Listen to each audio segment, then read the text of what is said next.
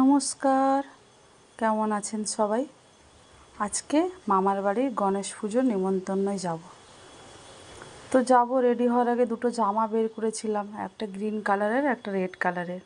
তো গ্রিন কালারের জামাটা অনেক দিন পরা হয়নি, তো দুটো জামা বের করলাম, যেটা গায়ে হবে ওটাই পরবো।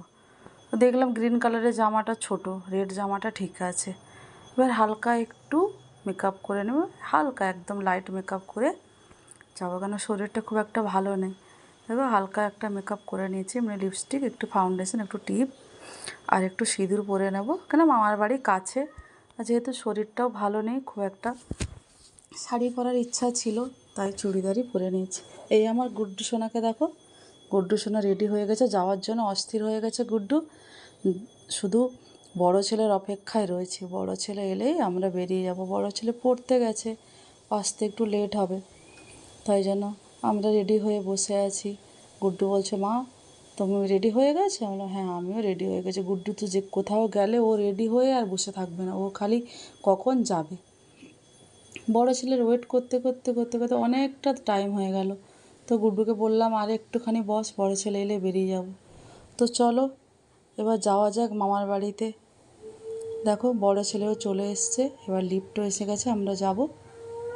মামার বাড়ি পৌঁছেও গেছে। দেখো মামার বাড়ি গণেশের মূর্তিটা কি সুন্দর, অপূর্ব সুন্দর দেখতে মূর্তিটাকে, এত ভালো লাগছে আমার মামার বাড়ির মূর্তিটা। তোমরা যারা যারা গণেশ ঠাকুরকে মানো বা ভালোবাসো, তারা একবার গণপতি বাপ্পা মোরিয়া কমেন্টে লিখে দিও। পুজো হয়েছে মামার বাড়িতে, কি সুন্দর করে লাগছে ঠাকুরের মূর্তিটাকে, এত সুন্দর।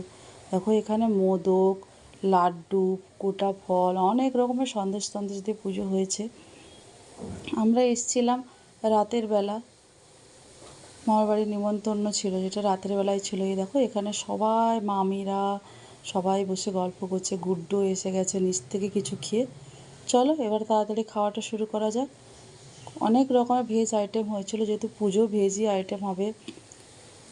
আলু দিয়ে একটা ফ্রায়েড রাইস টাইপের হয়েছিল, পনির পকোড়ার মতন হয়েছিল একটা, এটা একটা পনির দিয়ে কিছু হয়েছিল। তো খাবার নিয়ে নিয়েছি, খাওয়া হয়ে গেছে। দেখো লাস্টে চাটনি পাঁপড়ও খেয়ে নিয়েছি। ভিডিওটা কেমন লাগলো তোমরা কমেন্টে জানিও। সবাই ভালো থেকো।